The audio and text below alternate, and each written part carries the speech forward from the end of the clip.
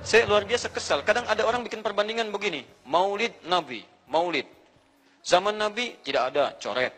Zaman sahabat tidak ada, coret. Zaman tabi'in tidak ada, coret. Zaman ini ada, oh. Lalu diserupakan yang ikut-ikut ke sini. Antum kalau mengamalkan hukum seperti ini fatal. Zakat pakai beras. Zaman Nabi, coret. Zaman sahabat, coret.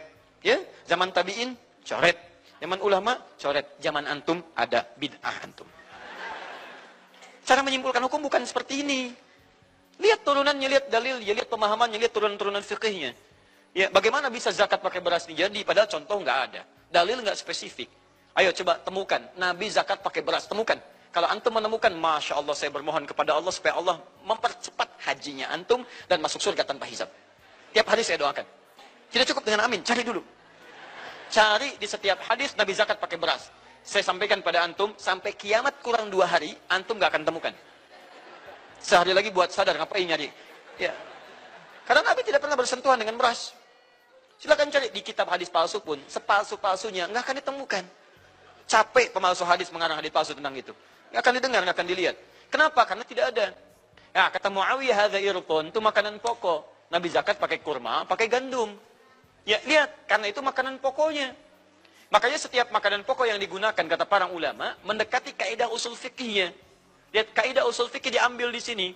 Setiap yang punya keserupaan dengan itu, sekalipun teksnya tidak jelas langsung menunjuk, itu ada isyarat, namanya qarinah namanya. Kalau ada isyarat menunjukkan kepada itu, maka boleh digunakan sebagai alternatif lain dari makanan pokok yang tidak didapati di masa kita dengan generasi yang berbeda. Tapi kalau makanannya sama di setiap generasi, dia zakatnya pakai itu.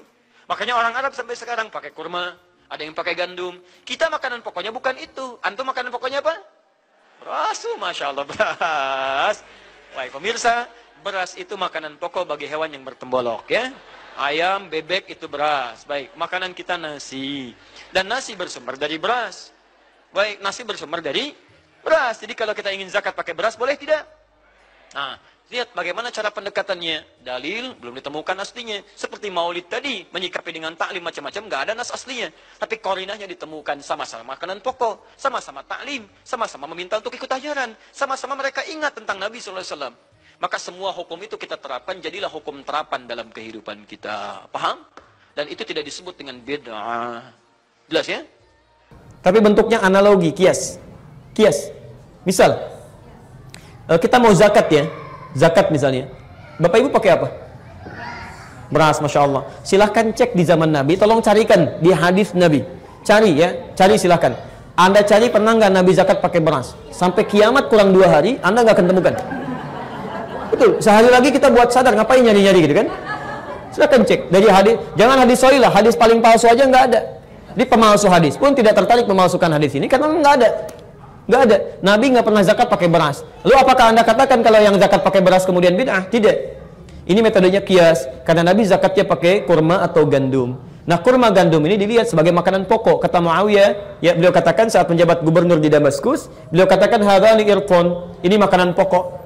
Jadi kalau satu penduduk makanan pokoknya misalnya bukan kurma dan gandum, dia boleh kemudian berzakat menggunakan itu. Ya walaupun contohnya tidak ada, tapi dalilnya ada dengan menggunakan metode kias. Bapak Ibu apa makanan pokoknya? Alhamdulillah. Kalau saya bukan, saya nasi ya. Beras itu makanan pokok bagi hewan yang punya tembolok. Ya, ayam beras, bebek beras, ya, Masya Allah. Alhamdulillah.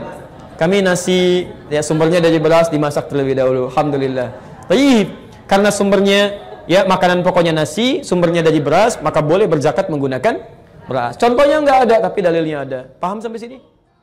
Sallallahu alaihi Muhammad.